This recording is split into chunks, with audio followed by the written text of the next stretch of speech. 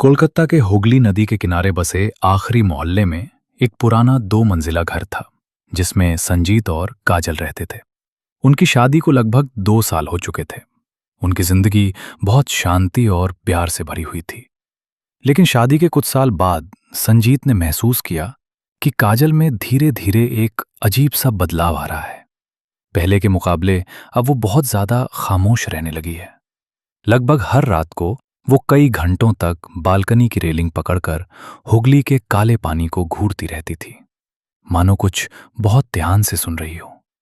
धीरे धीरे उसका पहनावा भी बदल रहा था और वो अब लगभग हर दिन लाल साड़ी पहनने लगी थी, जिसका पल्लू हवा में धीरे धीरे हिलता रहता था। उसके हाथ में सफेद चूड़ियां रहती थीं जो शंख से बनी थीं, और उसके चलने पर उन चूड़ियों से हल्की सी खनक उठती थी। साथ ही साथ काजल, जिसको मछली कुछ खास पसंद नहीं होती थी, वो अब हर दिन ढेर सारी मछली भी खाने लगी थी। और अगर किसी दिन संजीत मछली लाना भूल जाता तो वो उससे मछली लाने की जिद करती और उसे जबरदस्ती वापस भेज देती थी। संजीत को समझ नहीं आ रहा था कि काजल को अचानक से हो क्या गया है। एक रात जब संजीत सो रहा था तो उसे ऐसा लगा कि जैसे कोई उसके कंधे को चबा रहा है। उसकी अचानक से नींद टूट गई, पर जब उसने देखा तो वहां कोई नहीं था, बस काजल थी जो उसके बगल में आराम से गहरी नींद में सो रही थी। अगली सुबह संजीत उठा तो उसे अपने कंधे और गर्दन में बहुत तेज दर्द महसूस हुआ, जैसे किसी कीड़े ने उसे काटा हो। उसने देखा तो उसके कंधे और गर्दन पर गहरे दांतों के निशान थे, जिसे देखकर वो घबरा गया। उसे शक हुआ कि कहीं काजल ने तो उसे नहीं काटा। संजीत को अब अपनी वाइफ काजल की हरकतों से डर लगने लगा था। एक रात संजीत की नींद अचानक से टूट गई जब उसने किचन से एक डरावनी और अजीब सी आवाज सुनी, जैसे कोई जानवर कुछ चबा रहा हो। काजल बेड पर नहीं थी। संजीत उठा और काजल का नाम पुकारते हुए किचन की तरफ गया। पूरा घर अंधेरे में डूबा हुआ था और सिर्फ ब्रिज की हल्की सी रोशनी में थोड़ा सा किचन दिख रहा था। जैसे ही वो दरवाजे के पास पहुंचा, उसकी आंखें फटी रह गईं। उसके ठीक सामने काजल खड़ी थी, जो अपने दांतों से एक कच्ची मछली को बेदर्दी से खा रही थी।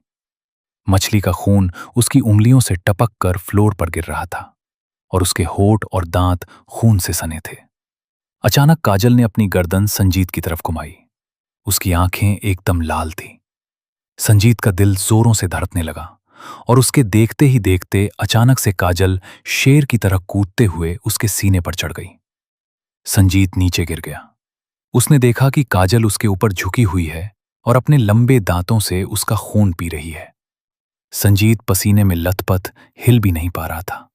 जैसे तैसे उसने उठने की कोशिश की तो उसकी नजर काजल के उल्टे पैरों पर पड़ी और वो देखते ही संजीत इतना घबरा गया कि वो बेहोश पड़ गया।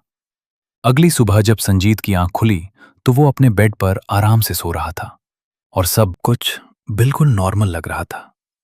रोज की तरह काजल किचन में ब्रेकफास्ट बना रही थी और उसके हाथों की वो सफेद शंख की चूड़ियां पूरा टाइम खनक रही थीं। बिना काजल से कोई सवाल किए संजीत चुपचाप किचन तक गया। उसने फ्रिज खोला और देखा कि फ्रिज में रखी 4 किलो मछली गायब थी। संजीत समझ गया था कि रात को जो कुछ उसने देखा था वो कोई सपना नहीं था। अचानक संजीत को अपनी गर्दन पर एक जलन महसूस हुई। उसने बाथरूम के शीशे में जाकर देखा तो उसके शरीर पर दांतों के गहरे निशान अब भी थे।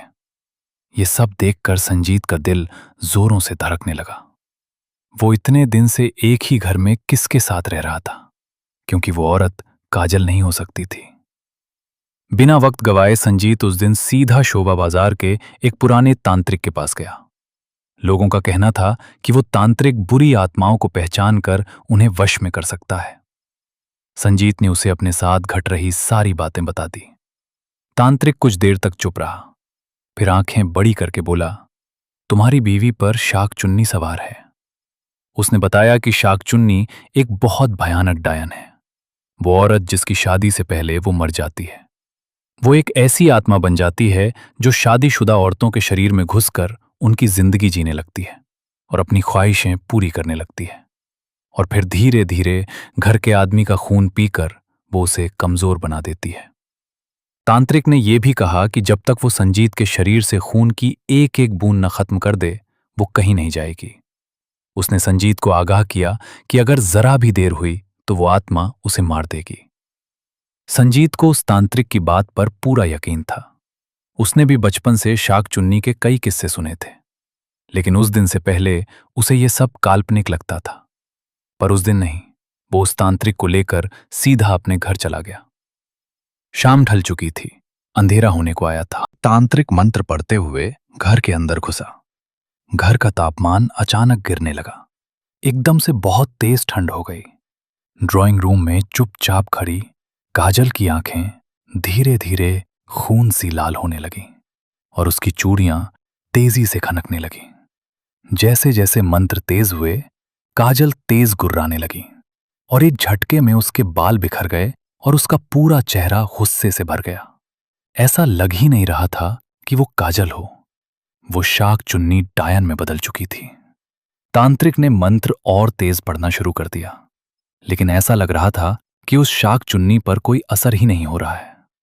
तभी काजल एक झटके से आगे बढ़ा और उसने तांत्रिक की गर्दन अपने दांतों में जकड़ ली और एकदम से घर की सारी लाइट्स ऑफ हो गईं। उस तांत्रिक की दर्द भरी चीखें पूरे घर में गूंजने लगीं। काजल बिना रुके उसका खून पी रही थी। संजीर डर के मारे पीछे हटने लगा, लेकिन काजल अब उसकी तरफ मुड़ चुकी थी। उसके उल्टे पैर जमीन पर घिसते हुए आवाज कर रहे थे और उसकी लाल साड़ी अंधेरे में चमक रही थी। उस रात संजीव के घर से एक भयानक चीख सुनाई दी। सुबह जब पुलिस और पड़ोसी घर के अंदर घुसे तो उन्होंने एक बहुत ही डरावना मंजर देखा। फ्लोर पर संजीत और तांत्रिक की लाश पड़ी थी।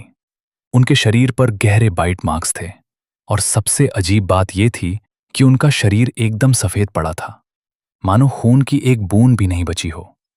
डॉक्टर्स भी समझ नहीं पा रहे थे कि इनकी मौत की असल वजह क्या है।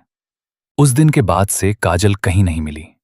उनके पड़ोस में रहने वाली 70 साल की मिसेस चैटर्जी अक्सर अपनी पुरानी खिड़की से काजल संजीत के घर को देखती रहती थी और उस रात का मंजर देखकर मिस चैटर्जी सदमे में चली गई थी और इसीलिए वो किसी से कुछ नहीं बोल पाई। फिर कुछ दिनों बाद उन्होंने सारी बातें अपने रिश्तेदारों और परिवार वालों को बताईं। पहले तो सबको सुनकर लगा कि वो एक मनगढ़ंत कहानी बना रही हैं, लेकिन कुछ हफ्तों बाद एक और डरावनी खबर आई। मिस चैटर्जी की भी अचानक मौत हो गई थी। उनका शरीर भी बिल्कुल सफेद पड़ा था और उस पर भी 2 दांतों के निशान थे, जैसे उनके शरीर के अंदर से भी किसी ने पूरा खून चूस लिया हो। उनका परिवार डर के मारे उस मोहल्ले से रातों रात शिफ्ट कर गया हो। आज भी उस गली के लोग कहते हैं कि कभी-कभी रात के अंधेरे में उस पुराने घर की बालकनी पर भयानक दिखने वाली औरत लाल साड़ी पहने नजर आती है। लहराती हुई साड़ी के साथ उसकी वो शंख की चूड़ियां दूर से चमकती दिखाई देती हैं और उनकी आपस में बजने की आवाज रात के सन्नाटे में एक डरावनी चीख की तरह गूंजती है। अगर आपको ये वीडियो अच्छी लगी तो हमारा चैनल को सब्सक्राइब करना बिल्कुल मत भूलना।